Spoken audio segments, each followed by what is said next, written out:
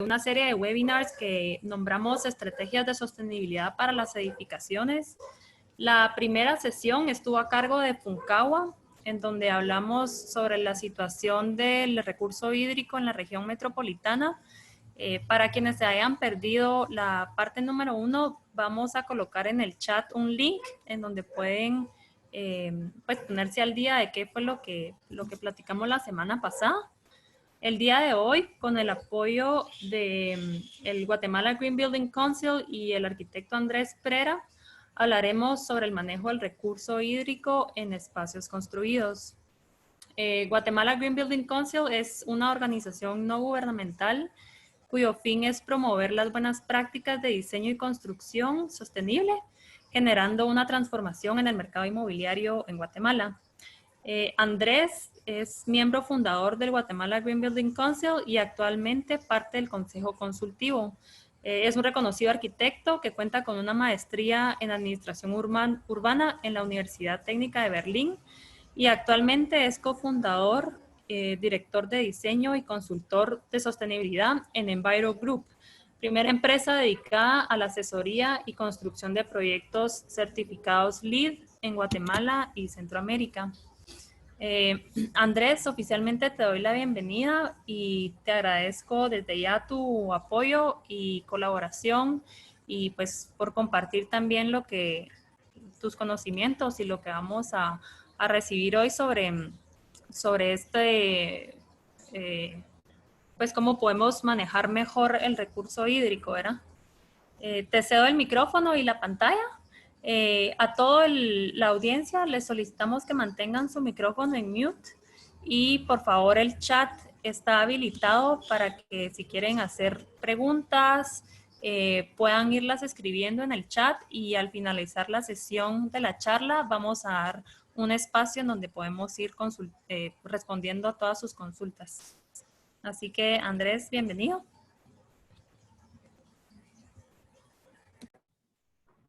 Gracias, buenas tardes a todos. Hoy el tema es eficiencia del recurso hídrico en espacios construidos. Al final, creo que es uno de los recursos naturales más importantes en los que podemos nosotros empezar a entender un poco la fuente, el consumo y cómo vamos a hacer los procesos dentro de los edificios y cómo vamos a descartarlos de alguna manera en este proyecto, especialmente tanto en proyectos como urbanos como rurales. Nosotros somos, yo soy parte del Consejo de Construcción Sostenible de Guatemala, el Guatemala Green Building Council. Fuimos fundadores con mi empresa Enviro y somos parte de una red global de consejos de construcción sostenible que la intención es promover la manera en que se diseñan, se construyen y operan los edificios de una manera más eficiente, con mayor transparencia en los consumos y en el uso de los recursos naturales. Y como arquitecto, constructor y diseñador también somos parte de un gremio global que podemos impactar de manera positiva nuestro impacto en el medio ambiente, en el entorno construido. Al final tenemos una responsabilidad grande cada vez más de hacer edificios más eficientes, de hacer mejores edificios para las personas que consuman más eficientemente los recursos naturales y que reduzcan la emisión de CO2 o el impacto de emisiones que tenemos sobre el ambiente. Como el Consejo de Construcción Sostenible de Guatemala, queremos que la manera de construir verde sea la manera, el estándar. Queremos que todos consideren estos aspectos y estas intenciones, iniciativas y estrategias dentro de sus proyectos. En base a eso estamos promoviendo también el tema de educación y muchas guías de referencia para podernos ayudar. Como edificaciones somos el sector que más contamina el medio ambiente, más que la industria del transporte, porque hay muchas consideraciones en los edificios de la manera en que tanto mucho en el transporte como en la generación y fabricación, ensamblaje y extracción de los materiales de construcción. Entonces, si consideramos eso dentro de toda la ecuación somos los mayores contaminantes del medio ambiente y por eso mismo somos el sector con mayor potencial para reducir las emisiones de carbono y de alguna manera combatir el calentamiento global. Independientemente si el calentamiento global es cierto o no, creo yo que podemos hacer edificios más eficientes que ofrezcan mejores espacios, que promuevan la salud y productividad, solo porque podemos. Entonces, además, creo que también es un tema que hay una constante migración a las ciudades, hay una mayor densificación en las ciudades, el crecimiento poblacional está incrementando y creo que las ciudades que siguen siendo el centro de densidad humana en el planeta son los que es donde tenemos que poner la atención y empezar a resolver temas integralmente. O sea, toda la gente que se está mudando a las ciudades y el crecimiento poblacional va a requerir una infraestructura y va a requerir servicios para el ciudadano y tenemos que anticiparnos a desarrollar las ciudades de una manera más que apoye mejor la calidad de vida y que mejore la calidad de vida y que la mantenga para las futuras generaciones. El tema de hoy es agua. El agua siempre es un tema importante porque el agua es vida, o sea, es un tema de sobrevivencia, tanto para el ser humano y es también un tema de sobrevivencia para todo el planeta. Dependemos de agua para llevar a cabo nuestras vidas y es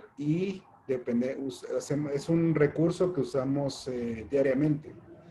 Dentro de los edificios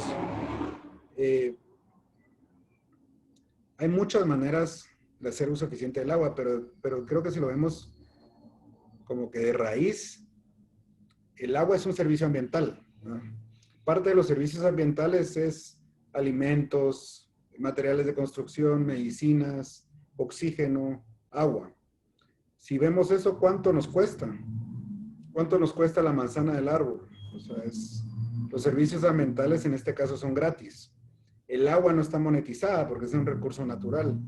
Entonces no hay tal vez lo que más podemos hacer referencia a un factor económico es el consumo energético, hablando de edificios. Pero el agua, ¿cuánto me cuesta? No tiene un costo. Tengo un pozo, lo extraigo y la puedo utilizar y no tengo ninguna referencia de cuánto es poco y cuánto es mucho consumo de agua. Hay métricas de consumo de agua que varían según el nivel socioeconómico y el tamaño de las residencias, pero el promedio es 120 litros por persona al día o 160 ahora que se está consumiendo más.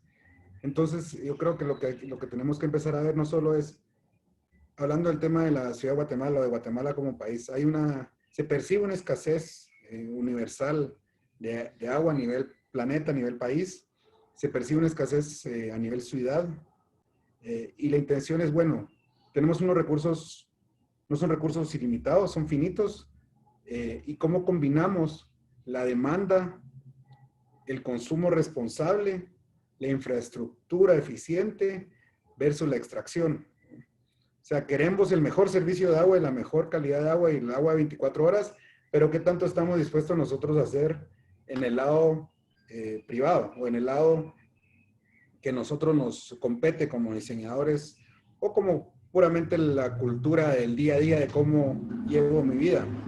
¿Qué tanta agua consumo? Hoy por hoy,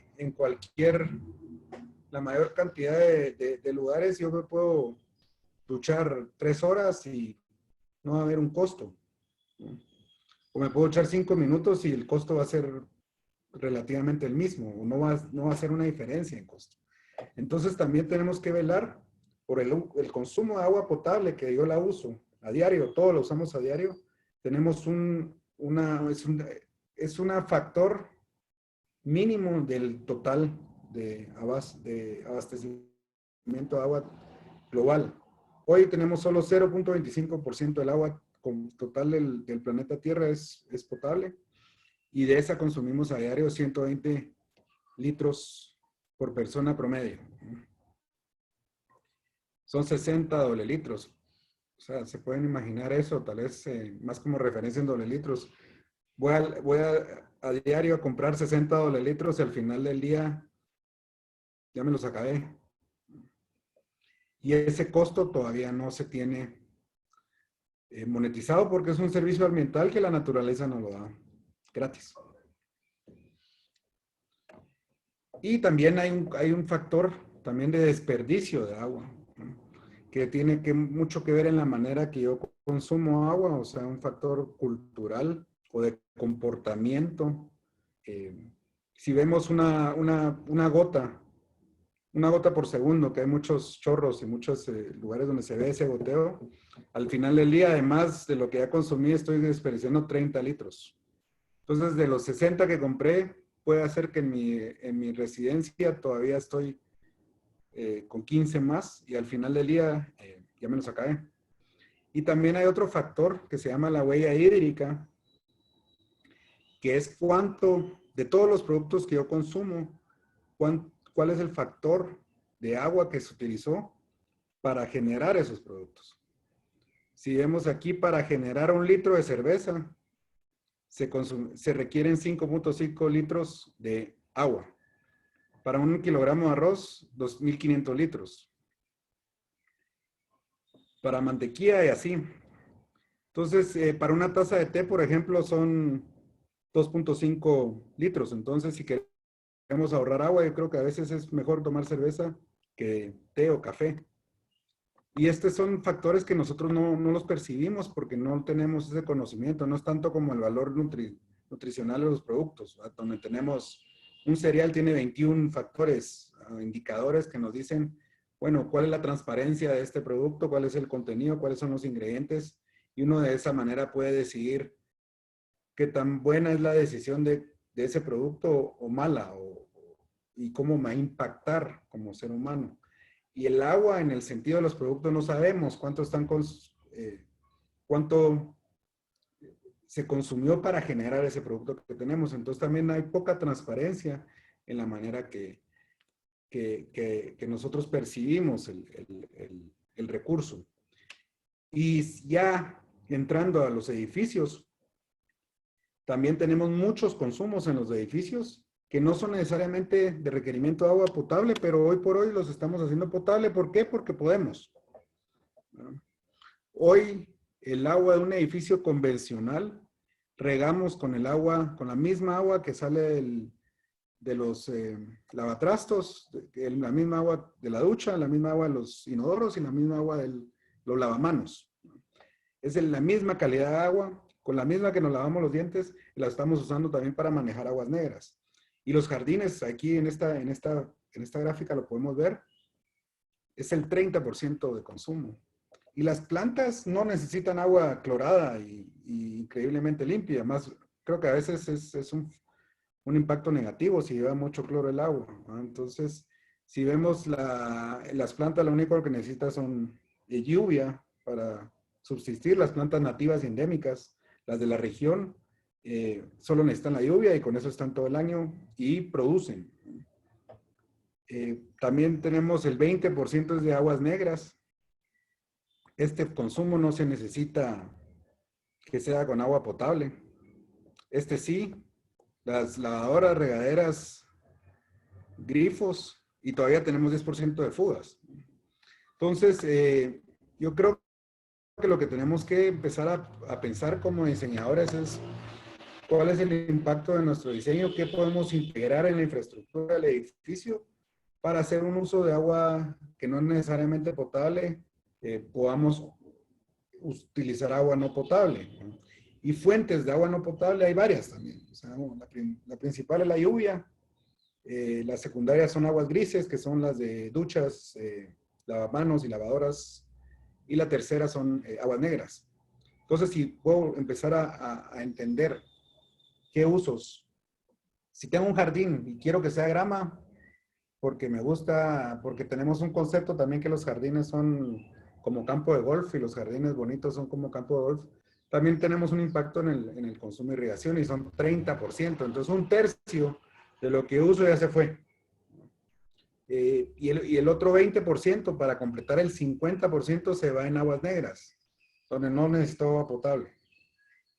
Y ahorita creo yo que también como va avanzando la transparencia, por ejemplo, la industria de alimentos, donde tenemos una mayor transparencia de los contenidos, ingredientes, ahora también estamos avanzando en la manera en que los productos se están vendiendo. Antes, hace 10 años, no teníamos tal vez una referencia de cuánto consumía cada producto. Ahora tenemos sellos o estándares que nos ayudan a tomar una decisión educada, donde ya de por sí solo con la selección de artefactos llegar a 30 hasta un 50% ahora de ahorro de consumo de agua potable en el edificio, solo por elegir los artefactos que ya tienen un componente ahorrador en el proyecto. Y también tenemos otro factor que no son los artefactos, que es cómo reduzco la demanda de agua en jardines de irrigación, cómo manejo el agua pluvial, cómo manejo las aguas grises, cómo manejo las aguas negras. Ahorita la línea base, y al final para poder saber que estoy ahorrando, tenemos que compararlo con algo. Porque a veces si no tenemos un punto de referencia, no sabemos qué tan eficiente estamos siendo en base a ese punto de referencia. Y existen consumos que se le llama línea base, que son estas descargas, y al final uno como arquitecto, especificador, constructor, podemos tener esto de línea base, y todo lo que sea menor que esto va a ahorrar en base a la línea base. Entonces, con eso ya estamos haciendo un buen trabajo, ya estamos haciendo un ahorro 10, 20, 30% de ahorro solo con una selección de artefactos eficiente. Es genial para todos los proyectos. Y todos los proyectos, ahorita la minoría de proyectos son los que están utilizando estos factores de ahorro. Si pudiéramos lograr que el 50% de los proyectos ahorren el 30% de agua, ya a nivel ciudad, ya es un impacto gigante, tanto en las reservas, en el abasto, como que en el crecimiento poblacional va a haber más agua para todos, aunque crezca la ciudad, y vamos a tener un consumo, va a haber más reservas de agua también para todos. Entonces vamos a consumir menos y vamos a tener más con la infraestructura actual. También se dice que hay también hay mucha agua que está desperdiciada por la infraestructura. Yo creo que tanto el sector público como el sector privado, como los administradores de la infraestructura de la ciudad, tenemos que llegar a un punto medio. Punto número uno de la infraestructura pública es evitar las fugas. Ya vamos a tener 10, no sé cuánto por ciento más. Punto número 2, lo que nosotros podemos hacer es especificar productos ahorradores. Ya vamos a tener un 30% de ahorro. Y también podemos iniciar a ver cómo el impacto de la edificación o del diseño también impacta la permeabilidad del terreno. Entonces, si estamos extrayendo agua con los pozos, también necesitamos los pozos que sean, no sé, pajillas de un vaso. Tenemos un vaso con 10 pajillas, se va a vaciar más rápido que un vaso con una pajilla, y ese vaso lo tenemos que volver a llenar. Entonces también en la manera que diseñamos los edificios, también tenemos que buscar la manera de encontrar ese reabastecimiento del manto freático. Y ese reabastecimiento del manto freático no tenemos que esperar que alguien más lo haga. O sea, nosotros lo podemos hacer en nuestros proyectos con pozos de infiltración, laderas de infiltración, drenajes franceses alargados, jardines perimetrales. Entonces, estructuras o materiales permeables. Entonces, también puedo no solo ayudar a consumir menos agua por la selección de artefactos, puedo consumir menos agua potable por el diseño de la infraestructura del proyecto, puedo garantizar más agua haciendo una infiltración constante del agua pluvial que tenga en el proyecto. Y entonces es un ciclo cerrado. Entonces estamos empezando a pensar en sistemas. Y creo que los sistemas también tienen que ver también con la tecnología. Hay mejores tecnologías tenemos tecnologías convencionales y ahora tenemos nuevas tecnologías que también nos ayudan a mejorar esta infraestructura, porque también no estamos diciendo que no pongamos un sistema de irrigación porque se va a gastar el agua. Estamos hablando de pongamos el sistema de irrigación en el tamaño y en el requerimiento técnico y de escala de la demanda de agua de las plantas. Entonces, si yo estoy diseñando un jardín, lo que puedo hacer es diseñar el jardín con plantas nativas que tengan menos demanda de agua de irrigación, como punto número 1. Ya reducir la demanda por selección de plantas. Punto número 2, puedo reducir el gasto de irrigación por una tecnología de riego por goteo, porque a veces las otras tecnologías hoy por hoy no tenemos como un factor más. Los sprinklers se evaporan muy rápido y se queda superficial el agua, y la persona con la manguera, no tenemos una referencia de cuánto tiempo va a estar ahí. Entonces ya los otros sistemas van bajo la tierra, donde no estamos evaporando tan rápido y estamos regando por goteo solo en las áreas que se necesita de abajo para arriba, donde están las raíces que van a requerir los alimentos. Y también hay temas de la selección de plantas. O sea, creo que en el trópico aquí tenemos una selección de plantas o una gama de plantas increíblemente variada, y tenemos también de cubresuelos como arbustos, como árboles, una gran variedad. Entonces, si combinamos las plantas nativas endémicas de esta región, porque prácticamente son las que van a sobrevivir sin mantenimiento, las que vemos en los terrenos baldíos, en las carreteras, nadie las está regando y están frondosas y verdes y con flores y tienen sus estaciones y tienen sus ciclos. ¿Cómo podemos traer eso de una manera estética? Es también un factor de la creatividad del arquitecto. Podemos diseñar jardines que no requieran agua e irrigación, sí. Podemos diseñar jardines bonitos que requieran un 50% de menor irrigación también. Podemos combinar también cubresuelos con jardines secos, con plantas nativas. Entonces, al final, creo que las estrategias de una infraestructura eficiente de agua no son absolutas. Es la sumatoria de buenas decisiones que estamos tomando en el proceso para lograr al final, en la combinación de todos esos elementos, un ahorro significativo de agua. Y aquí es un factor irrigación. También estamos, para poder recargar el manto freático, podemos generar estos jardines de lluvia o bioswale, se llama, donde también estamos haciendo, que también no solo es un factor funcional, sino que también es estético. Son reservorios donde podemos almacenar agua de lluvia para que no la perdamos del terreno por falta porque el terreno no puede absorber tanta agua como le cae.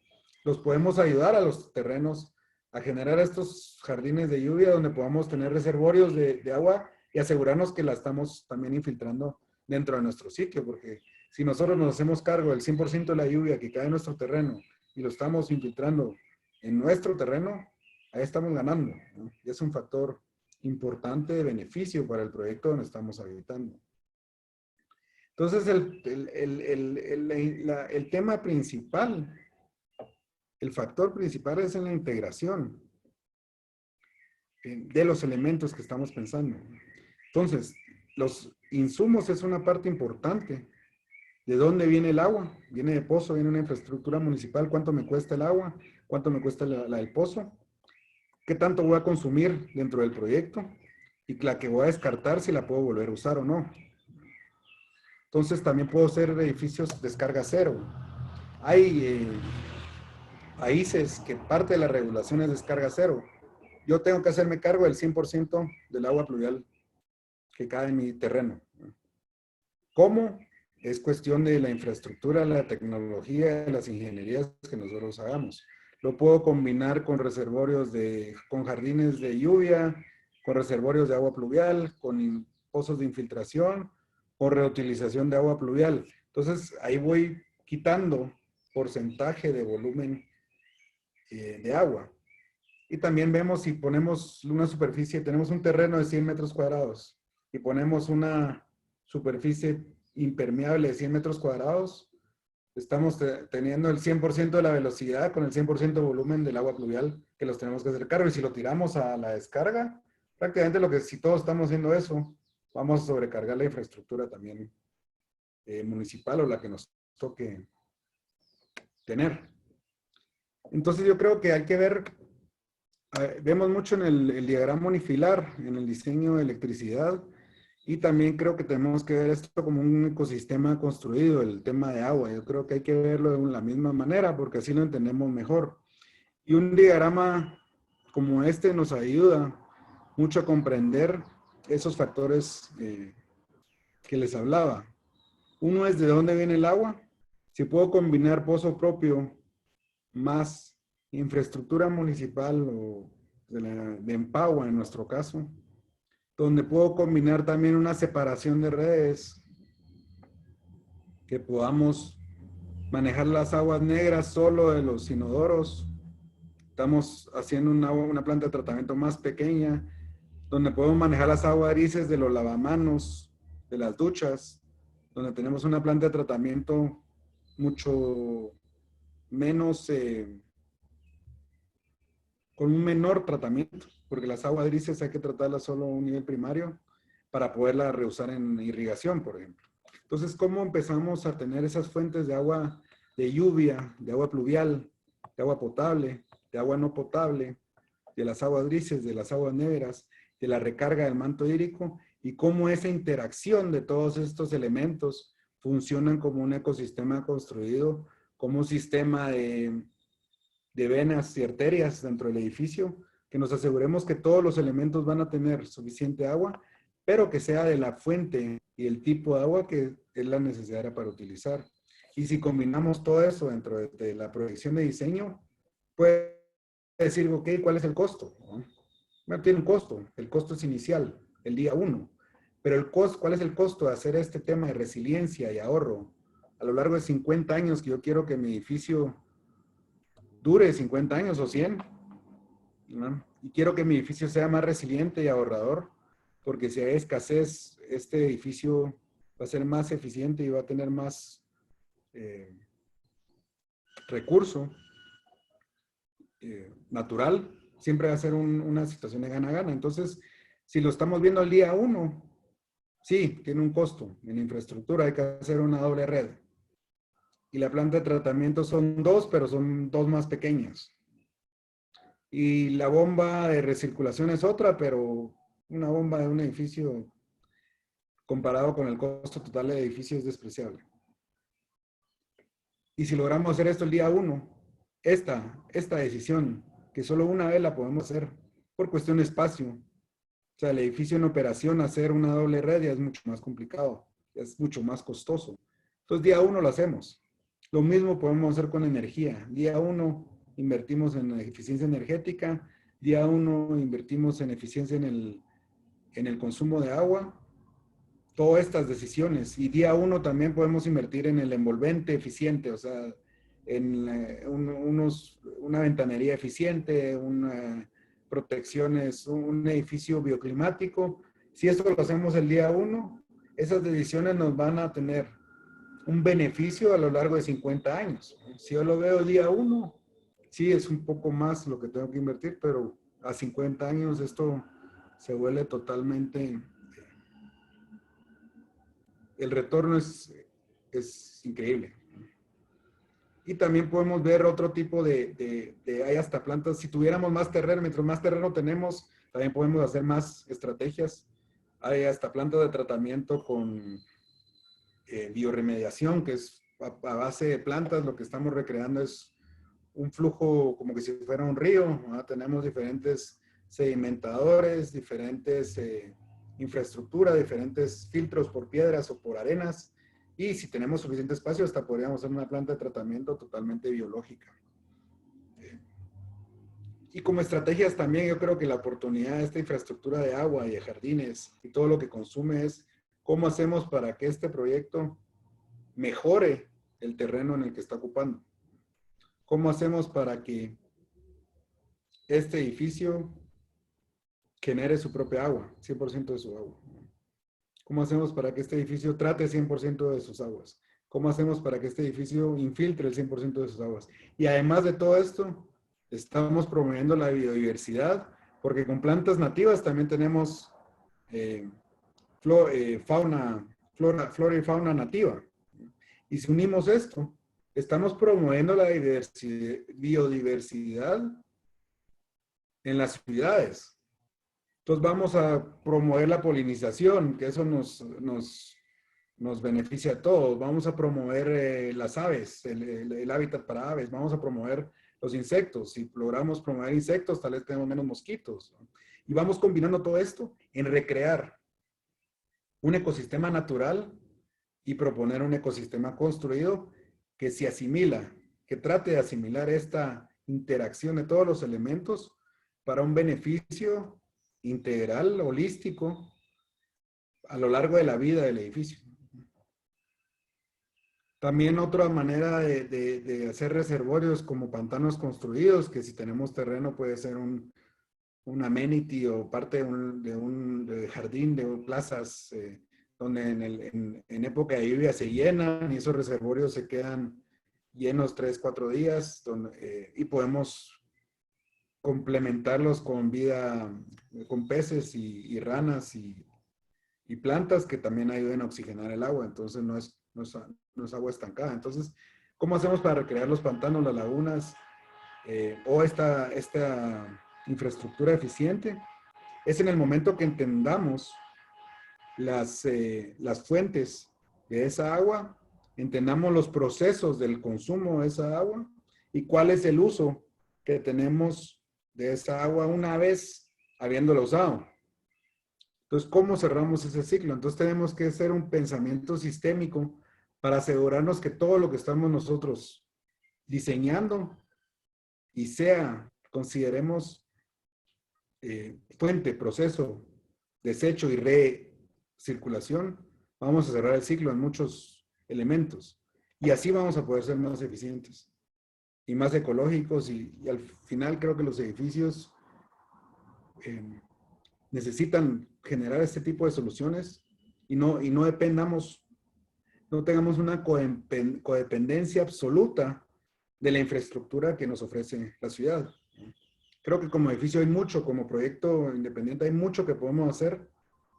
Si reducimos la codependencia, también esas infraestructuras nos va a ayudar cuando lo necesitemos, pero no todo el tiempo. Entonces, si todos los edificios empiezan a integrar esta autosuficiencia o un poco más hasta la autosuficiencia y elementos de resiliencia y reuso, creo que vamos a llegar a ciudades más verdes que utilicen mejor el agua y para los factores que se necesitan usar. Y el agua es vida, ¿no? Todos necesitamos agua, entonces usémosla de manera consciente porque es parte de nuestras vidas y creo que es como arquitectos y diseñadores, creo que podemos tener una noción y conciencia de cómo cerrar los ciclos. Y esto en todo, ¿no? En alimentos, en agua, en energía, en mejores materiales. Y así podemos tener edificios que duren 50 años de una manera óptima. Muchas gracias.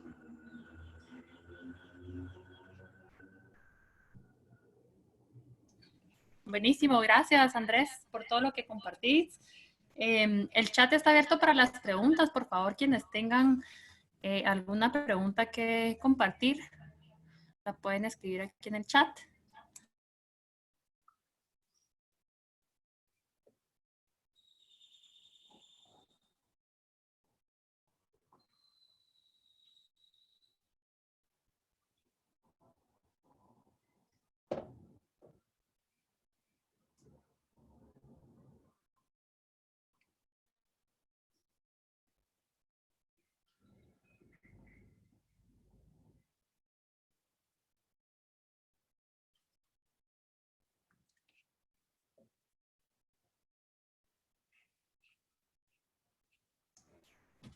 Con gusto, la presentación la compartimos 24 horas después de este webinar. Se sube un link en YouTube y vamos a a compartir con ustedes esta segunda sesión. La primera, ya está el link aquí en el chat para que puedan revisarlo.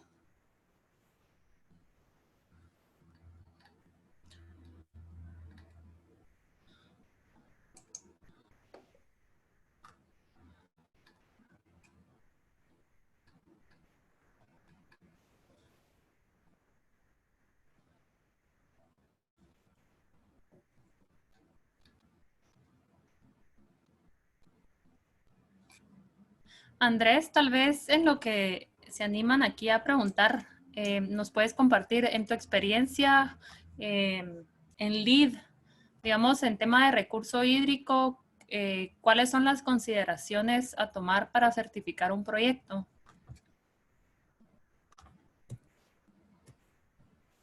Sí, la certificación LEED creo que ha generado una línea base que va más allá de los requerimientos locales. Por eso es una certificación con un valor internacional.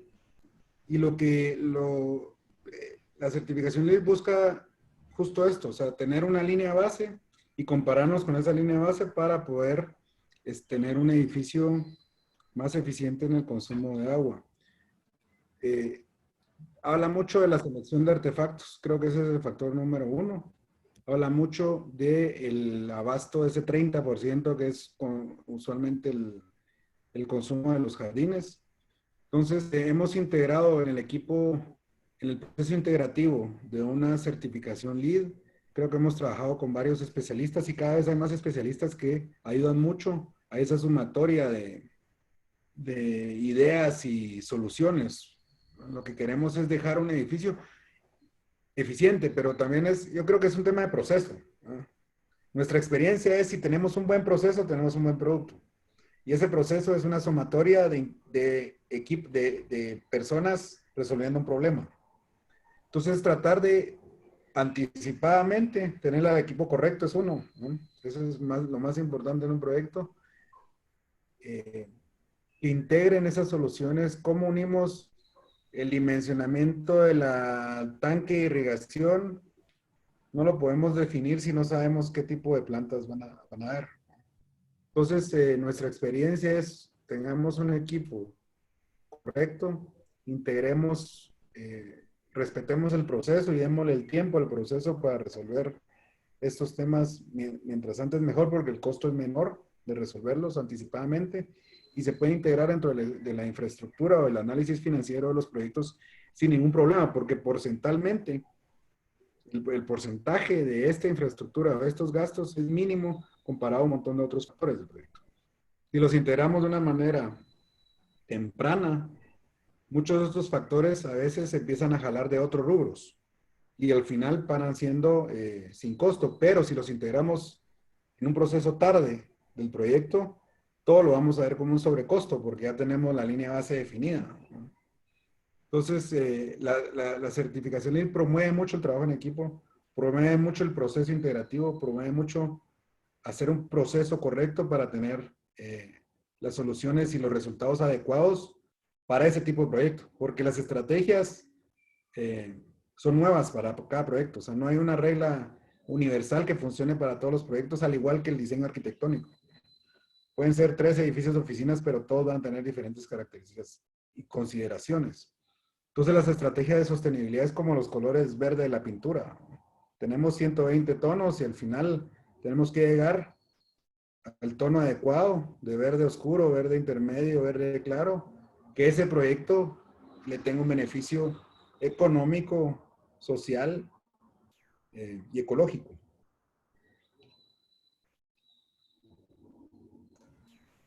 Gracias, gracias Andrés. Ya tenemos varias preguntas acá. Dice la primera, en tu experiencia, ¿tienes algún porcentaje sobre el valor de un sistema de reciclaje de aguas servidas en un edificio? Es decir, del valor del edificio, ¿cuánto es aplicable a tener un sistema de estos?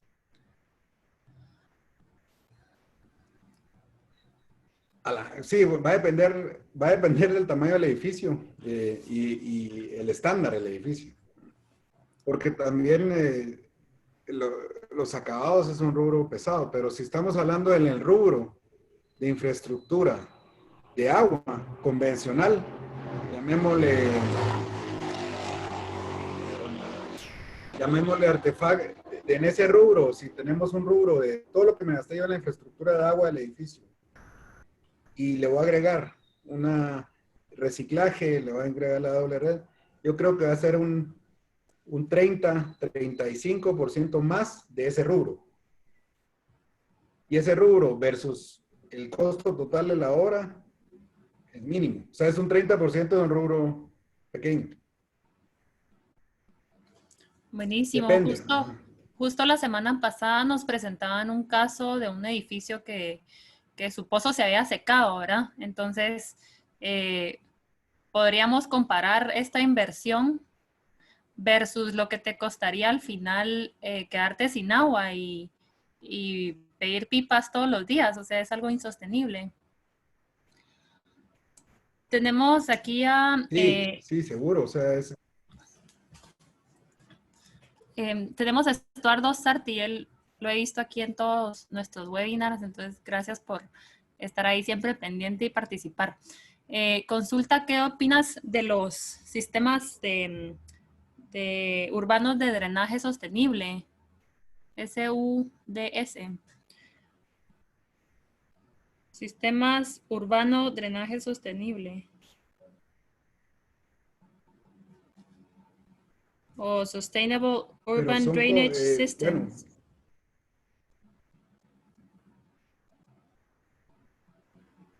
yo creo que toda la infraestructura que busque una mayor eficiencia a nivel ciudad o a nivel urbanismo va a ser, bueno, exactamente, creo que no hay una solución absoluta. O sea, yo creo que como ciudades también lo tenemos que ver. Una ciudad es un ente orgánico en constante cambio. Entonces hay que buscar, creo que las soluciones a nivel urbano, que busquen, que podamos alinear los objetivos entre el edificio privado y la ciudad. Si los dos encontramos 3, 4 puntos que podamos converger, creo que ahí vamos a poder tener un desarrollo integral sostenible. Los drenajes, creo que hay mucho que se puede hacer combinando plantas de tratamiento urbanas, ¿verdad? Que puedan combinar varios proyectos, al igual que plantas de tratamiento independientes en cada proyecto. Si vamos unificando la infraestructura para que no sean absolutos, ir combinando también las plantas de tratamiento que ya por ley tenemos que hacer.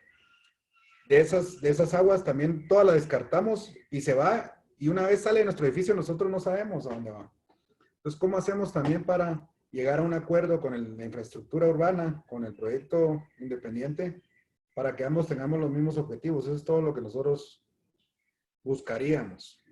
Pero ¿qué elemento funciona? ¿Qué pienso de cada uno? Yo creo que depende del caso, porque es la sumatoria de todas estas estrategias las que nos va a hacer llegar a lo que queremos como a nivel urbano y a nivel proyecto, a nivel edificio.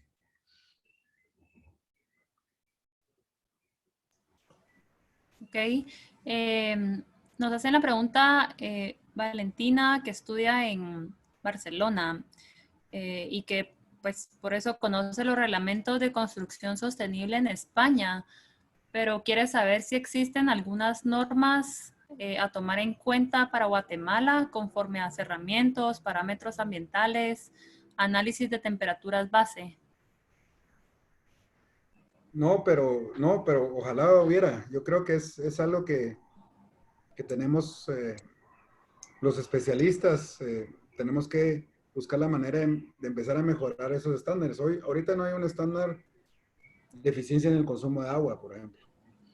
No hay ningún requerimiento. No hay ningún incentivo ni ninguna reglamentación. Entonces yo creo que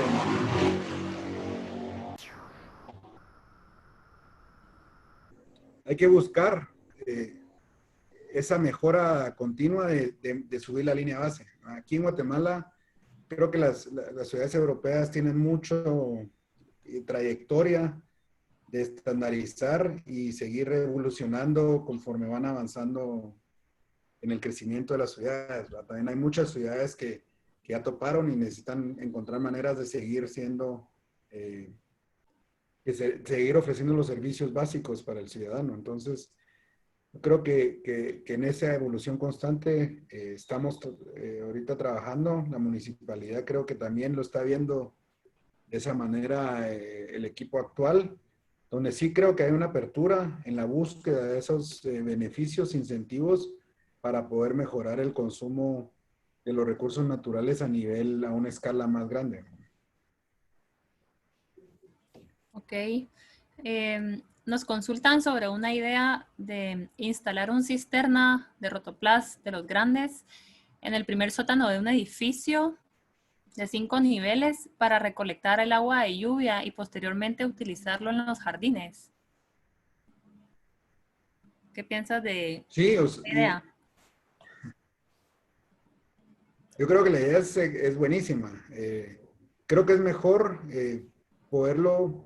Yo creo que aparte del sótano, si lo podríamos captar en un punto más alto para poder tener irrigación por gravedad, creo que es mejor. En el caso que lo tengamos en el sótano también, vamos a empezar. El agua pluvial es excelente fuente para irrigación. No hay que tratarla, prácticamente ya está lista. Lo malo que cuando llueve no necesitamos irrigación porque ya tenemos lluvia. Entonces, si guardo esta agua, necesito asegurarme que no le va a pegar el sol porque si no, le crecen muchos microorganismos. Entonces, en el sótano es bueno por eso, porque no le va a pegar el sol y está contenida y está resguardada, pero necesitamos bombearla a los jardines. Y si la guardo en un tanque elevado o capto el agua en un punto alto del edificio, en un punto intermedio, donde ya la puedo usar como irrigación. En el verano está más desprotegido del sol y tenemos que buscar mejores materiales que puedan asegurarnos que esa agua se va a contener sin un crecimiento sustancial de microorganismos y puedo regar con irrigación. Entonces hay que encontrar la combinación perfecta, pero las soluciones de captación de agua pluvial creo que hay muchos, desde la arquitectura vernácula viene como una solución importante. El agua de lluvia tiende a traer solo sedimentos y el resto lo puede uno tratar en el sitio. Gracias. Hablando de captación de agua, hemos visto en las noticias ahora que pronostican pues un invierno bastante lluvioso y que sugieren prepararse para captar agua en este invierno. ¿Qué ideas sugieres que podemos tener, ya sea en edificios o en casas, pues que podamos optar para captar el agua? Eh,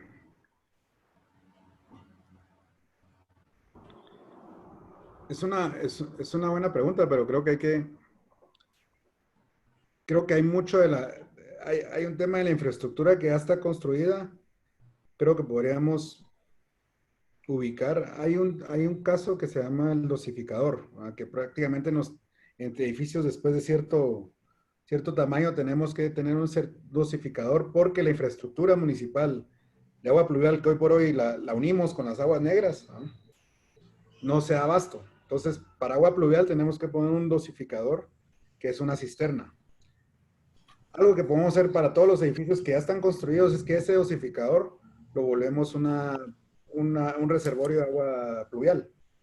Y eso solo lo que tenemos que hacer lo podemos tratar un poco más y bombearlo otra vez a la infraestructura existente. Esos son edificios existentes. Porque el dosificador ya lo tuvimos que haber construido, porque usualmente en edificios de cierto tamaño ya lo exige la MUNI, porque si sacáramos todo el agua en tiempo real, no se da abasto la infraestructura. Entonces es un punto.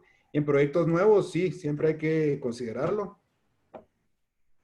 Pero creo que es más constante, como aquí en Guatemala llueve mucho y poco tiempo.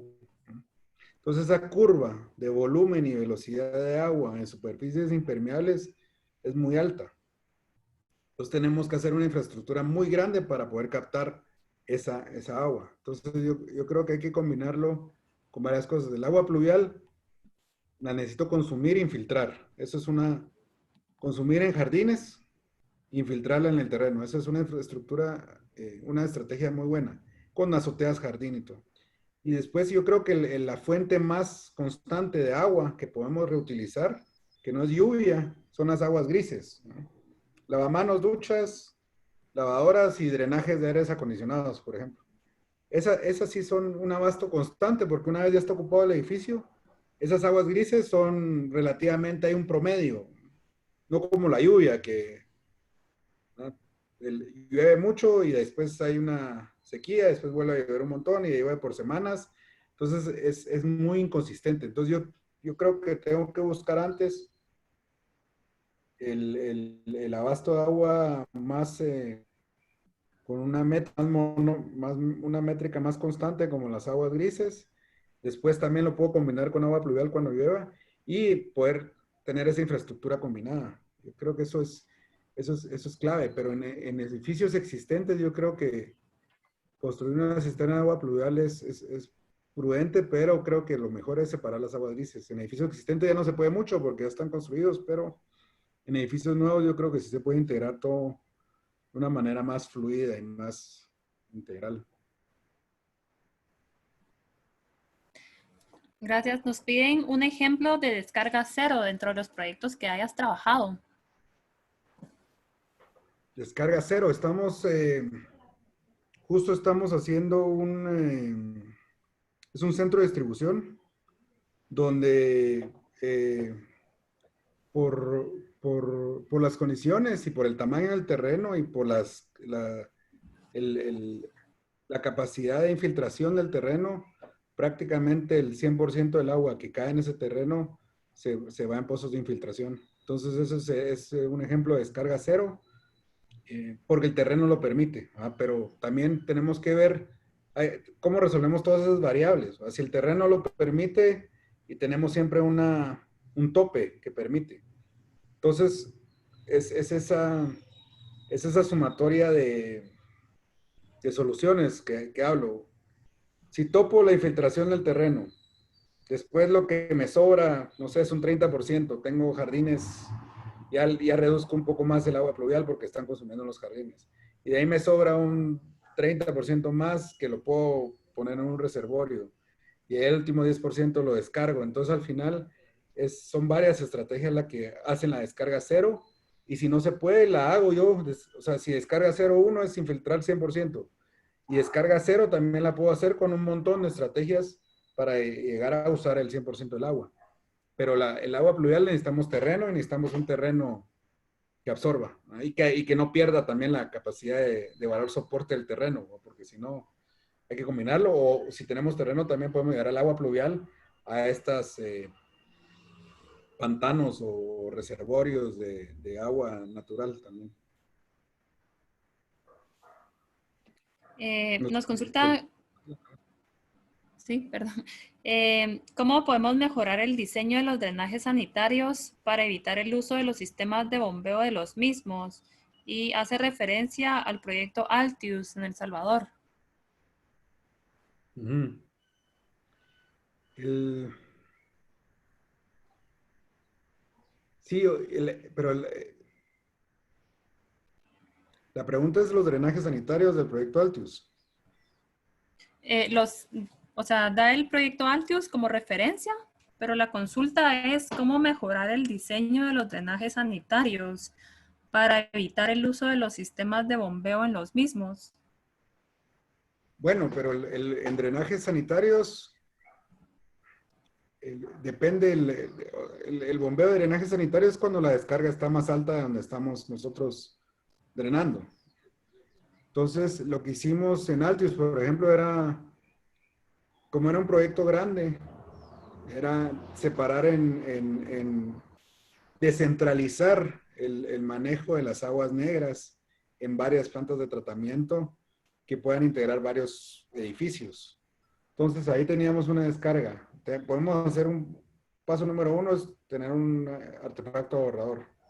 Paso número dos, y manejo los drenajes con agua no potable. Paso número 3, descentralizar el tratamiento de agua en una mega infraestructura, ¿no?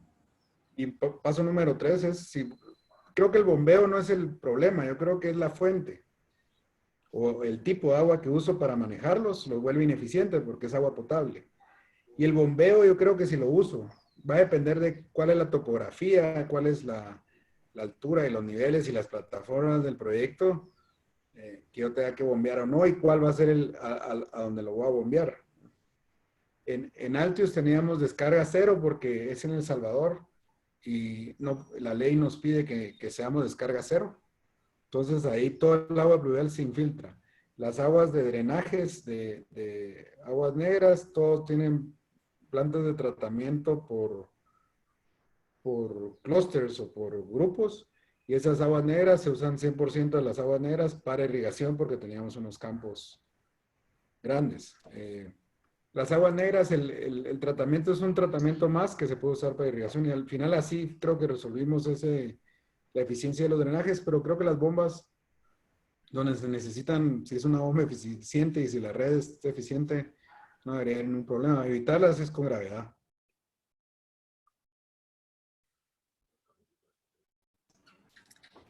Consultan si... Vamos, ya lo perdí acá.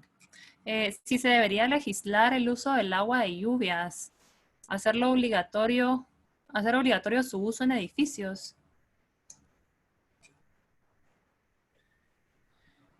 Ese es siempre es un tema de regulaciones y que es obligatorio y que es incentivable, ¿no? Yo creo que deberíamos empezar con incentivable, o sea, estas estrategias, creo que si las hacemos debería ser un incentivo, tenemos que agregar incentivos en las regulaciones. Yo creo que estamos en ese camino de si hacemos estrategias de sostenibilidad, deberíamos de recibir un incentivo para que estas sean mucho más atractivas. Creo que cuando uno lo obliga, es un tema complicado. Yo creo que no podemos olvidar el 100%, pero sí podríamos empezar como una línea base, el 10% del agua pluvial la tienen que usar, de ahí subir al 15, de ahí subir al 20, ¿no? Y además obligamos el 10% e incentivamos que llegue al 40, no sé. Y así vamos subiendo y al final, en 10 años, tenemos un plan que todos los edificios son el 100% del agua pluvial, lo están utilizando para su propio edificio. Y ese sería un plan eh, estratégico por niveles, ¿no?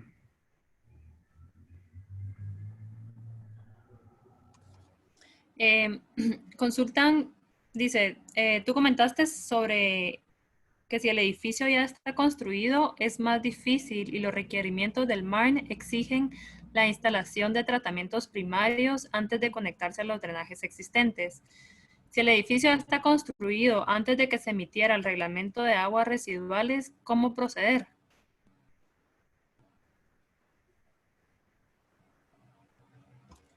Bueno, en caso de o sea, sería parte de una remodelación y una actualización de la infraestructura del edificio. Eso es lo que entendí. O sea, no sé si eso contesta eh, la pregunta.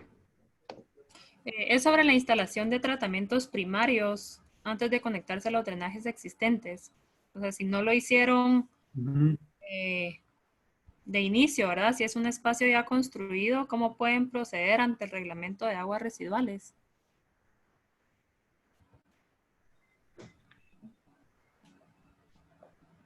Esa es una buena pregunta, pero no sé la respuesta. O sea, en tema de reglamentos, creo que se han ido siendo más estrictos. Creo que toda esa infraestructura en edificios existentes sí es, en cuestión de tamaño y proporción, creo que sí es fácil de integrar. Ahora, en el tema legal, no, no, no soy experto en ese proceso.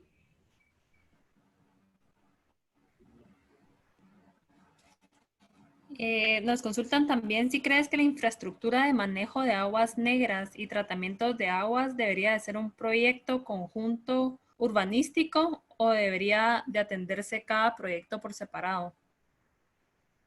No, las dos. Yo creo que tenemos que hacer el trabajo en equipo y tener una parte de un conjunto de planificación urbana y otra parte eh, cada quien, porque si nosotros, creo que todos son responsables, ¿no? La ciudad es responsable, la infraestructura municipal es responsable, o la entidad que tenga esa injerencia de ese rubro, tiene que ser responsable de hacer una parte eficiente. Y creo que estos proyectos público-privados, si están bien estructurados, son un éxito. Ahora, que estén bien estructurados es la clave y que las atribuciones y responsabilidades estén claras, como cualquier sociedad, como cualquier partnership o cualquier eh, contrato de colaboración, ¿no? Si está claro y los objetivos están claros y las atribuciones y responsabilidades están claras, yo creo que tiene que ser algo unificado, porque no podemos, los dos extremos son malos. Yo hago lo que puedo en mi edificio y después no importa qué pasa en la infraestructura urbana, o la infraestructura urbana hace un montón y los edificios no tenemos que unirnos y cada quien camina por su lado. Pero la ciudad es la junta, es la mezcla de las dos cosas, es lo bonito de la ciudad, que tenemos que colaborar, sector privado, sector público y entidades, para que el urbanismo pueda recibir ese apoyo y trabajo en equipo de soluciones integradas. Si no, no, o sea, tienen que ser ambos, tienen que ser ambos. Para que esto sea, perdure. Nos preguntan si crees que no son tomados en cuenta los diseñadores hidráulicos y de sistemas de tratamientos al momento de implementar nuevas tecnologías o simplemente el mercado aún se resiste a la implementación de los mismos y basa sus diseños en la consultoría y arquitectura civil. Bueno, lo que pasa es que el estándar, o sea, si vemos cuál es la línea base del desarrollo en Guatemala, ¿no? La línea base es la ley, ¿no? Son los reglamentos. Lo que la ley nos exige es lo que nosotros hacemos y después nos dan permiso de construir, ¿no? Entonces no es que no haya voluntad, simplemente es el estándar, ¿no? Entonces todo lo que hagamos arriba del estándar ya es un tema de liderazgo voluntario, ¿no? Yo quiero hacer algo mejor de lo que me lo piden. Entonces también es un factor de cuál es el beneficio de ese paso extra, es lo que tenemos que resolver, ¿no? Entonces por eso eh, no es que el mercado no está ahí, es que nadie lo está exigiendo, ¿no? Tanto la demanda como la oferta, porque el estándar es, no existe ese vocabulario, ese lenguaje, ¿no? Ahora, si incentivamos ese lenguaje, empezamos a tener ese diálogo y ya empezamos a hablar el mismo idioma, creo que eso es lo que va a cambiar exponencialmente que consideremos estas soluciones en los proyectos.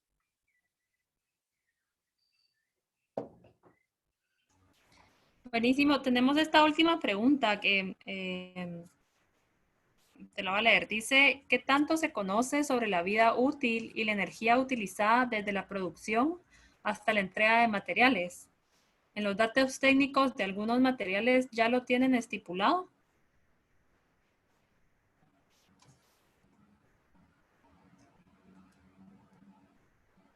La energía embebida de los materiales. Creo que eso, otra vez, la industria de la producción, generación, fabricación, ensamblaje y extracción para producir productos de construcción es una industria que va más atrás en la transparencia de sus contenidos, procesos. Ahora, certificaciones o están buscando, o sea, la industria de alimentos es la que va más adelantada en esa transparencia. La industria de los materiales creo que es una que ha sido muy protegida o no ha tenido que tener esos indicadores de reportar mis contenidos, mis procesos, mis extracciones, mucho de los materiales de construcción es minería, entonces también se ha mantenido un poco protegido. Ahora, la evolución del tema de sostenibilidad está poniendo mucho el ojo en los materiales, en análisis de ciclo de vida, en huella de carbón, en huella hídrica, en contenidos, ingredientes, en emisión de organismos volátiles compuestos, en declaración ambiental de productos, en certificaciones de cuna a cuna, bajo VOCs, va un montón de elementos, porque ahorita esa transparencia en ingredientes de los materiales de construcción ya se está buscando. Primero, creo que los países, Japón es uno de los más avanzados en el tema de salud por medio de los materiales, porque creo que ahorita ya nos dimos cuenta que el espacio nos afecta en nuestra salud. 90% del tiempo estamos en espacios que nosotros mismos diseñamos y construimos, ¿no? O alguien los diseñó y los construyó. Entonces el 90% del tiempo sí tiene un impacto sobre mi salud y productividad, y mucho tiene que ver los materiales de construcción, ¿no? Las alergias, enfermedades, el impacto. Entonces ahorita ya estamos, o sea, la industria sí está teniendo una mayor exigencia en los materiales, y creo que tanto la energía embebida, la emisión de CO2, la declaración ambiental de productos y todos los otros temas que también son certificaciones ISO en los materiales, sí es algo que va a haber mucho peso en los siguientes 10 años en la industria de desarrollo y de construcción.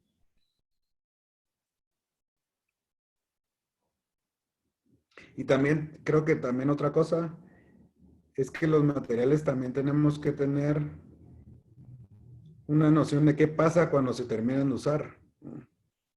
O sea, si hay programas que reciben, las fábricas reciben el material y le encuentran otro uso, no sé, pisos porcelanatos que ya no se usaron, laminados,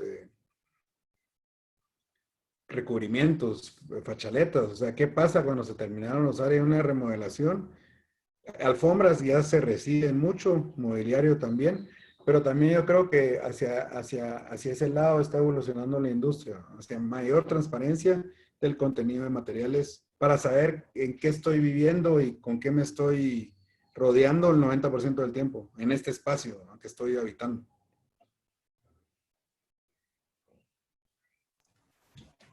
Buenísimo, gracias Andrés. Esa es la última pregunta que tenemos aquí en el chat. Entonces, pues yo creo que con eso concluimos la ronda de preguntas. Pues a todos igual les comento nuevamente que en 24 horas vamos a tener ya el link disponible para poder enviarles nuevamente este webinar, ya sea que lo quieran volver a ver o compartirlo. Información súper valiosa y necesaria. Yo creo que ahorita que hemos estado en casa nos hemos dado cuenta de muchas cosas que antes pasaban desapercibidas. Y bueno, el tema también de compartir la información, así como lo estás haciendo tú, pues que son temas que para algunos tal vez son conocidos y para otros no tanto, igual son súper valiosos, y justamente lo que buscamos con estas sesiones es pues crear comunidad y compartir los conocimientos. Así que nuevamente gracias Andrés y gracias a Green Building Council que hacen posible el espacio, al igual que República, Ferco, Cementos Progreso, Mixto Listo y Funcagua que nos dio la introducción al tema.